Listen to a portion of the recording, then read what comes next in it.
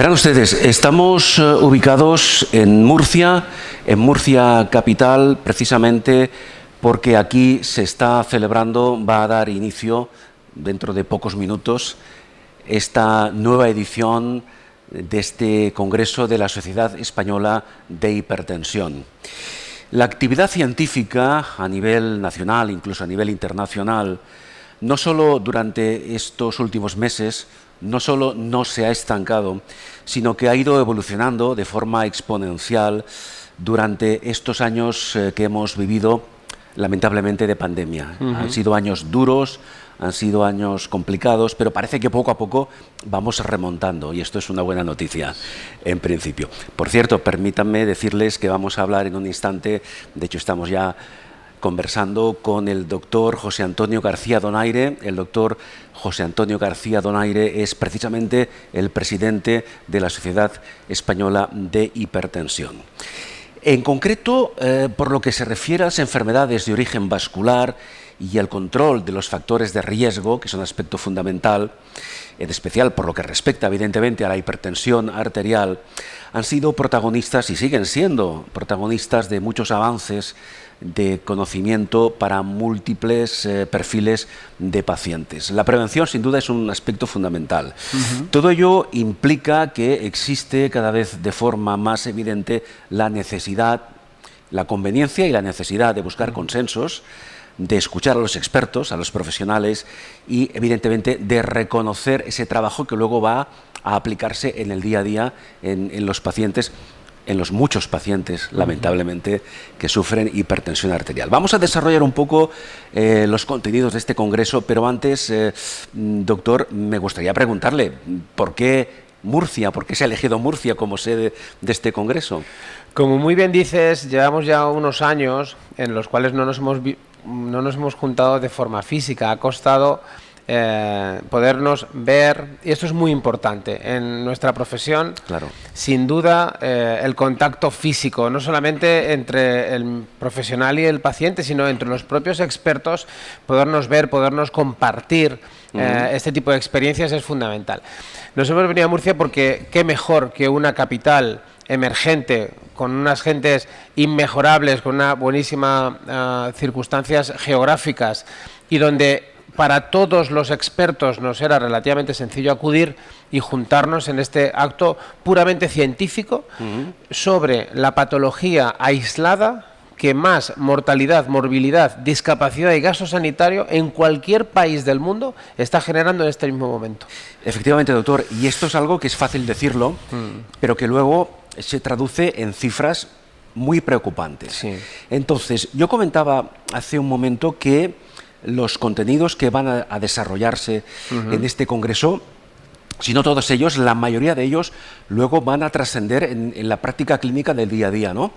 ¿Qué importancia tiene esto? No solamente en la práctica clínica, que es nuestro trabajo, sino en la vida de muchísimos pacientes o no pacientes, sino personas generales. Hablabas de prevención.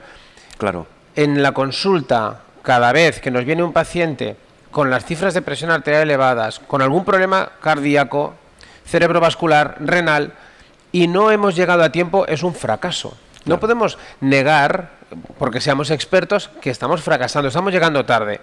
Tenemos que mejorar no solamente la prevención, sino el diagnóstico precoz y el tratamiento. Para eso nos debemos unir. Hablabas de cifras, 1.300 millones en todo el mundo. 1.300 millones de hipertensos en todo el mundo, dicho por la ONU en agosto del año pasado, del año 21. Y es la primera vez que se dan estas cifras, ¿sí?, con un gran estudio en todos y cada uno de los países, estudiando las cifras de presión arterial. Y lo más llamativo, más del 40% de estos 1.280 millones no sabían que eran hipertensos. Por lo tanto, claro, un problema doble. Si no sabes que tienes una patología, no la vas a poder controlar. De este 40 y tantos % de pacientes, por tanto, que desconocían, están en alto riesgo. Los que sí conocían la enfermedad, menos de la mitad recibían tratamiento. Y de los que recibían tratamiento, solamente un 21% de forma global, tanto hombres como mujeres, están controlados. Es decir, 1 de cada 5 hipertensos del mundo está controlado. Por ser positivo, si quiero lo decimos al revés, 4 de cada 5, el 80% no lo están. A ver, doctor, realmente son cifras que invitan a la reflexión. Yo diría incluso a una profunda reflexión. Me gustaría incidir un poco más en un instante en los factores de riesgo. Pero antes, doctor, también creo que es interesante que nos haga usted un pequeño avance, no de todos ellos, porque estaríamos demasiado tiempo. Sí. Además, el doctor va a participar dentro de poco en el acto inaugural de este congreso, pero sí, a grandes rasgos, ¿qué contenidos destacaría de este congreso? Este congreso tiene un objetivo fundamental y es ser integrador, lo que ahora se dice transversal. De toda la vida hemos dicho integrador, es decir, profesionales del hospital, de la clínica privada, del centro hospitalario, enfermería, psicología, nutrición, farmacéuticos, personas de la calle, del mundo de la alimentación, cardiólogos, neurólogos, es decir, si te das cuenta, un congreso como este tiene la ventaja de todos tenemos nuestra propia especialidad. Yo soy nefrólogo, pero además de mi especialidad me interesa la hipertensión y los factores de riesgo vascular. Claro, porque existe una interrelación absoluta entre diversas patologías de las que ahora hablaremos también. Es el sentido de nuestra sociedad española de hipertensión y factores de riesgo, que todos y cada uno de los factores.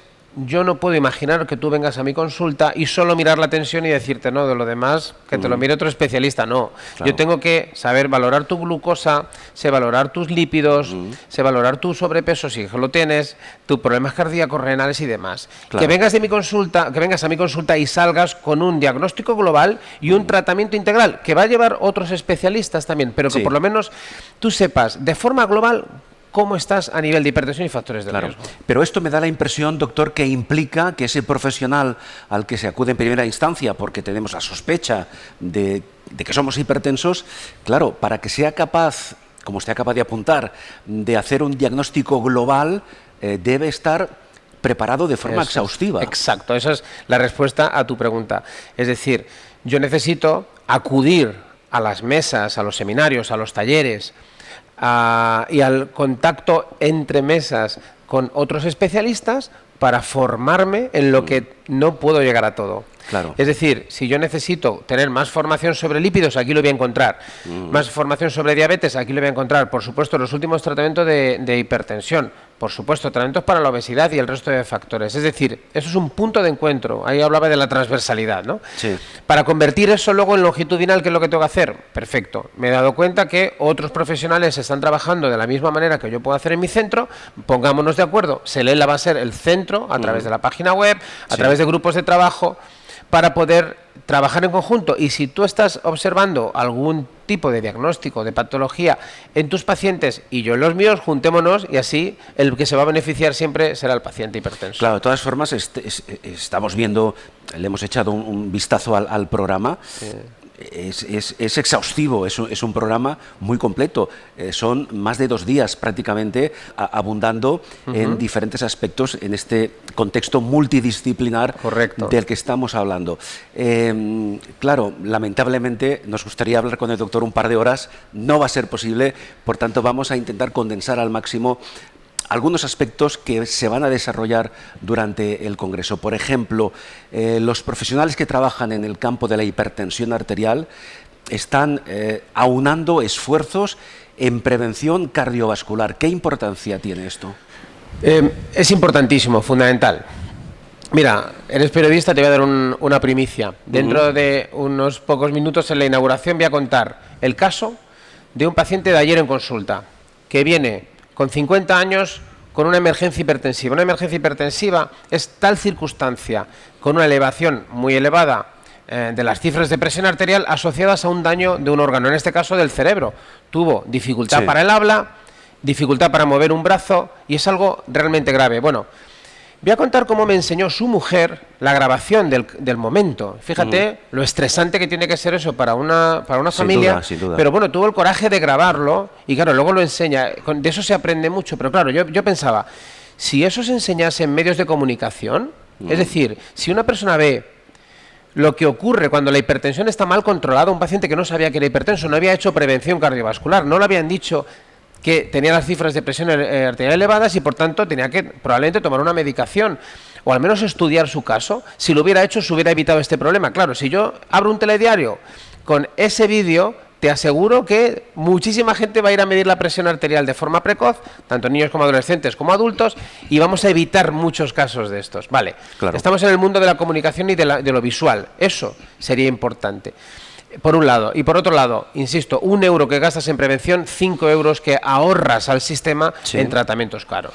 Claro, esto también se relaciona directamente con también con el diagnóstico, pero yo diría más incluso iría un poco más lejos con el tratamiento del llamado paciente pluripatológico que además tiene hipertensión.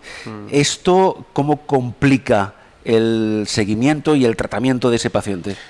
Lo complica si lo queremos complicar, pero en realidad no lo debería complicar. De hecho, como hemos hablado, este congreso está pensado como objetivo fundamental para evitar que eso sea un problema. Es decir, tenemos que aprender a mirar al paciente de forma integral e integrar esas multidisciplinas, esas diferentes profesionales, para que el paciente sea evaluado, sea tratado y por tanto su pronóstico Sí. a corto, medio y largo plazo mejore, porque esa evaluación integral y ese tratamiento integral, sabemos, las publicaciones están ahí, Claro. que mejoran a largo plazo ya. Aquellos países que tienen la suerte de poder contar con bases de datos a 10, 15 y 20 años lo han demostrado. Claro. Si el paciente se agarra de forma precoz en cuanto a sus factores de riesgo y se modifican, a los 15, 20 años o más, su pronóstico es absolutamente mejor que el que no lo ha hecho. ¿Hasta qué punto es, digamos, entre comillas, habitual que un paciente hipertenso sea además pluripatológico? ¿Esto tiene que ver con la edad? ¿Tiene que ver con los estilos de vida? Acabas de dar en el clavo. Sabemos los factores no modificables, la edad, el género, los antecedentes familiares, y los que sí se pueden modificar, como puede ser, por ejemplo, el estilo de vida que has comentado. Sin duda, son esos dos factores fundamentales para que se desarrolle hipertensión. Pero tu pregunta de cuán frecuente puede ser Sí. que aparezcan otras, pues más de la mitad de los casos. Es decir, más de la mitad de los hipertensos además tienen alteraciones de la glucemia, además tienen alteraciones de los lípidos, además tienen un sobrepeso o un mal Claro. estilo de vida por sedentarismo, y van a desarrollar, especialmente a partir de los 60-65 años, daño renal, problemas cardíacos o problemas cerebrovasculares. Hablaba ahora el doctor de daño renal y dentro del contenido de este congreso me ha llamado especialmente la atención el hecho de que se dedique una mesa en concreto a hablar del riñón como un órgano clave en el control del riesgo cardiovascular Claro. y su relación con la hipertensión. Explícanos esto, aunque sea brevemente. Mira, el riñón tiene un doble camino, es bidireccional. Es decir, el riñón es causa y efecto de la hipertensión. Puede ser la causa de unas determinadas hipertensiones, y también puede ser el que sufra esto más. Claro. Pero claro, habitualmente cuando uno habla en familia o con amigos, habla de el ictus o el infarto, porque son cosas que asustan mucho. Te hablaba antes de un caso en consulta, Sí. pero el riñón no tendemos a echarle la culpa de los Claro. problemas ni a vigilarlo. No. Cuando es al contrario, Claro. nosotros en nefrología lo llamamos un poco el gran termómetro, es decir, el dintel a partir del cual tú ves si un paciente, esa hipertensión está haciendo lo que llamamos lesión orgánica, lesión de órgano diana Sí. o lesión orgánica. Es decir, si el riñón en un paciente hipertenso, que tú tienes dudas de si está bien controlado, pero el riñón medido por el filtrado del mismo, o la excreción, es decir, que en orina podemos determinar si tiene unas proteínas, Ajá. si el riñón está bien con las cifras de presión arterial en el límite, vamos a decir que nos quedamos algo más tranquilos. Pero Bien. si las cifras el paciente no termina de tenerlas bien controladas y el riñón se está deteriorando, ojo, a ese paciente hay que modificar, hay que buscar razones por las cuales se está deteriorando y de forma grave. Fíjate que un paciente, según va deteriorándose su función renal, se multiplica por 2 y hasta por 5 veces la posibilidad de tener hospitalizaciones, insuficiencia cardíaca, enfermedad coronaria y demás. Por tanto, podemos decir, entiendo, doctor, que de alguna forma el riñón puede ser, o de hecho es, un órgano piloto que nos puede de alguna forma poner en alerta, ¿verdad? Claro, tú vas conduciendo y se te enciende un piloto. Claro. Pues ese piloto, si es el riñón, Ajá. tienes que parar el coche y tienes que ver lo que está ocurriendo. Es decir, hay que analizar por qué se ha encendido Sí. ese piloto. Puede ser por muchas razones, pero entre otras es vigila los factores de riesgo cardiovascular, porque el riñón es un órgano complejo, pero fundamentalmente es un vaso sanguíneo que además tiene otra serie de funciones, pero todo lo que esté pasando en el riñón Sí. te puede estar pasando en la coronaria, te puede estar pasando en la cerebral media. Por Claro. tanto, si evalúas algo sencillo y barato, como es hacerte una analítica de sangre y de orina, no hay que hacer cateterismo, no hay que hacer escáneres, no hay que hacer resonancias, Bien. una analítica, y Sí, con sí. eso podemos evaluar si realmente tus cifras de presión arterial están bien controladas o no. Un aspecto más que creo que merece, aunque sea un breve comentario, doctor, ¿cómo influye la llamada rigidez arterial como antesala de una hipertensión? Claro, hablamos del riñón, que son las arterias más pequeñas, los llamados capilares, ¿no? De ahí el ovillo va haciéndose más grande hasta las grandes arterias, pero lógicamente de la bomba cardíaca tiene que salir por la gran arteria aorta hacia el resto de nuestras autopistas, carreteras primarias, secundarias, terciarias, todo ese oxígeno que es la vida. Claro. Claro, si esas carreteras están elásticas, es decir, tienen 4 carriles, no hay tráfico, incluso se van limpiando por los laterales, va perfecta la autopista, no hay ningún problema de tráfico. Sí. El problema es que esas autopistas empiecen a congestionarse, empiecen a endurecerse o a hacerse rígidas y cada vez tengamos que ir por un carril o por 2 carriles cuando en realidad tenemos 4. Claro, pero perdón, se endurecen de forma progresiva y pregunto, ¿es un proceso natural? Hay un proceso, vamos a llamarlo natural, que es el envejecimiento, ¿no? El envejecimiento fisiológico. Claro, que es inevitable. Eso es inevitable. Veremos si a lo mejor nuestras generaciones futuras lo pueden ver. No creo que nosotros lo veamos. Si eso se puede frenar y modificar, bueno, nunca perdamos esa esperanza. Pero es verdad que el envejecimiento fisiológico va generando cierto nivel de rigidez arterial. Las arterias de 80 años, no solamente tiene 80 años el paciente, sino también sus arterias, su cerebro, su riñón, ¿no? Entonces, eso va a generar algo que es fisiológico, pero bueno, lo que tenemos que evitar es la rigidez precoz o la rigidez acelerada, que es mal control de factores de riesgo, más rigidez y aceleración de esa rigidez. Sí. Es decir, en 2 años puedes tener la misma rigidez que deberías tener en 10. Eso es un problema. Rigidez acelerada en función, volvemos a lo de antes, a los estilos de vida. Y mal control de los factores de riesgo. Claro, tabaco, alcohol. Por cierto, vamos a incidir en el tema, antes de que le formule la última pregunta. Factores de riesgo. Yo he mencionado el tabaco y el alcohol, pero hay más.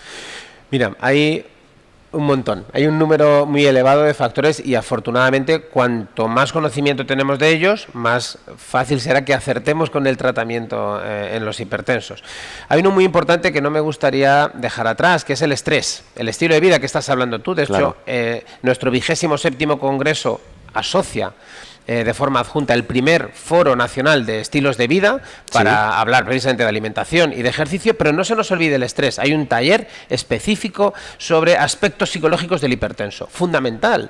Siempre tendemos a pensar que el estrés no me afecta porque es mi estilo de vida, yo estoy acostumbrado a manejar ese tipo de estrés. Ojo, porque de hecho en el taller lo veremos, hay múltiples razones para vigilar ese distrés, más que estrés, es decir, la mala gestión de las emociones que uno pueda tener, porque sí que despierta lo que hay debajo, y lo que hay debajo son los genes. Es decir, tú tienes una genética favorable a ser hipertenso y tienes un nivel alto de distrés, es más fácil que hagas precozmente el desarrollo de la hipertensión. Y esos son típicos pacientes con mal estilo de vida, con 30 y pocos años, que ya son hipertensos como son los de 60. Claro, el paciente hipertenso, una vez está diagnosticado, bueno, y aunque no lo esté y se diagnostique más tarde, ¿es un paciente crónico? Sí. ¿Para toda la vida? ¿No puede vida. curarse la hipertensión? Se cura en un 10-12% de los casos, que no es mínimo. Sí, bueno, son 88% de casos, aproximadamente, de pacientes que efectivamente, y no hay que tener miedo a decirlo, hay enfermedades crónicas, pero hay gastritis crónica, hay dermatitis que son crónicas, hay afectaciones oculares crónicas, no pasa nada, hay que asumir que las enfermedades son parte de la vida. Bien. Lo que no significa que tengas que estar viviendo para la enfermedad, al contrario, sin duda. no midan la presión todos los días. No hace falta medir la presión todos los días Claro, siendo porque hay hipertenso. pacientes, perdón doctor, que se obsesionan con el tema y esto es contraproducente. Absolutamente, hay que Claro. saber medir bien la presión. Otro de los mensajes que vamos a dar, también primicia, te digo, ahora en unos minutos en la inauguración es: hagamos bien la medida de la presión. Vamos a hacer desde nuestra cátedra, la cátedra de la Sí. Universidad Complutense con la SLLA, vamos a poner en marcha diversos estudios y seminarios y cursos, y uno de ellos va a Sí. ser específicamente la medida de la presión arterial. Claro. Hay que medir bien la presión. Y aquí, claro, van surgiendo temas y vamos a tener que centrarnos muy concretamente porque estamos ya en los últimos minutos. ¿Usted aconseja que el paciente se mida la presión arterial en su casa? Sí. Hay dispositivos que podemos Por comprar en la supuesto. farmacia, Sí. sobre todo ahora que podemos comprar online. Sí. Me refiero a la exactitud de esos Sí, sí. dispositivos. ¿Es conveniente? ¿Es razonable? Claro que sí, que están dispositivos validados y homologados, por supuesto, y tenemos en la página web de nuestra Sociedad Española de Hipertensión todo el listado de los aparatos de medida de la presión que son Muy bien. precisos y que están validados. Y decía antes, no se tome la presión todos los días. A ver, no pasemos al otro lado. No estoy diciendo Claro. que no se la midan en casa, al revés. Nosotros, en la consulta de hipertensión, las consultas de excelencia en hipertensión, recomendamos lo que llamamos AMPA. AMPA es automedición de presión arterial, ¿no? Sí. Esa AMPA, en un paciente bien entrenado, lo ha dicho no solamente la sociedad española, sino la europea y la gran mayoría de países europeos así lo dicen. Un paciente bien entrenado con unas cifras de presión bien medidas en casa Sí. es un valor tremendo. De Claro. hecho, es algo muy fiable, tanto como puede ser un Holter de 24 horas. Bien. Entonces, animemos a los pacientes a entrenarse bien, animemos a los profesionales sanitarios a saber cuál es la técnica para decírsela a los pacientes, a los médicos laborales, Sí, sí, etcétera, sí, para sí. que todos sepamos medir bien la presión y llevar la cifra a nuestro médico Bien. y decir, es fiable lo que le estoy Claro, y diciendo. lo que es importante, doctor, es lo que usted acaba de decir. En el web de la Sociedad Española de Hipertensión tenemos un listado Exacto. con aquellos dispositivos que sí están homologados Eso y es. que, Y que validados. son, y que son fiables. Eso es. Y que son fiables. No hay que obsesionarse para nada con el tema de la hipertensión arterial, lo que pasa que tampoco hay que olvidarse de ella. Exacto. No podemos pasar de un extremo a otro. Eso es. Para concluir, doctor García Donaire, volvemos un poco al principio. Hay un dato que usted ha comentado, que yo ya conocía y que es de dominio público. Es, me atrevería a decir que incalculable, por decirlo de manera gráfica, el porcentaje de pacientes que son hipertensos y no lo saben. Por tanto, ¿qué aconseja usted? ¿Cómo deberíamos comportarnos? ¿Qué acción o acciones deberíamos poner en práctica para saber si somos o no hipertensos? Primero, darle la importancia que tiene a esta patología. Si en la familia tenemos antecedentes de hipertensos, especialmente si han debutado por debajo de los 50 años, hay que medir la presión desde niños, Sí. desde adolescentes, desde la edad adulta joven, al menos una vez por año. Bien medida, como también en nuestra página Claro. web aparecen las Claro, que guías. tampoco es tanto esfuerzo, una vez al año, Son creo que está 5 o 6 minutos es lo al que alcance dura. de cualquiera. Pero eso sí hay que hacerlo bien, ¿eh? Eso Claro, hay que sí, hacerlo sí, bien. sí, sí. Y posteriormente, si no tenemos antecedentes en la familia, a partir de los 40 años, al menos una vez. Pero si tenemos algún otro factor de riesgo, la obesidad, la diabetes, alteraciones en el Muy colesterol, bien. patología cardiovascular, medirla, por supuesto, las veces que haga falta, pero al menos, si tenemos alguna de estas patologías, cada 3 meses. Y en caso de duda, acudir al médico de familia. Doctor, concluimos. Precisamente usted, como hemos dicho, en unos minutos va a hacer el acto inaugural. Quizá es un poco prematuro, pero esta es la última pregunta. Vamos a situarnos en el último día del Congreso, aunque sea mentalmente. ¿Qué expectativas, en este caso, tiene usted como presidente de la Sociedad Española de Hipertensión de este Congreso? ¿Qué le gustaría ofrecer al final como conclusión? Que las más de 1000 personas que van a pasar por Murcia, por nuestro Congreso, salgan con la idea, con el aprendizaje de que, a pesar de que tenemos que mejorar, a pesar de que hay muchas evidencias todavía por venir, estamos un poquito más cerca de cumplir ese objetivo de reducir no solo el número de pacientes hipertensos que no saben que son hipertensos cuando sí lo son, sino aquellos que lo saben, que se tratan, que llegan al objetivo. La OMS tiene como uno de los objetivos que la prevalencia actual en todo el mundo, que está en el 34%, baje a menos del 25%. sobre todo por el estilo de vida. Pues ese 9% que salgamos del Congreso diciendo, voy a ir a por él, vamos a bajar ese porcentaje mediante la prevención y eso sí, los pacientes que ya estén en tratamiento, mediante las combinaciones farmacológicas, la denervación renal o el tratamiento que sea, llegar a los objetivos para que no tengamos más cantidad, sino mayor calidad de vida. Queda dicho. Doctor José Antonio García Donaire, le deseo un feliz discurso de apertura de este congreso y que al final, nos volveremos a ver, podamos ratificar que las expectativas que el doctor nos ha comentado se han cumplido. Muchísimas gracias, doctor, muy amable. Gracias a ti, Carles.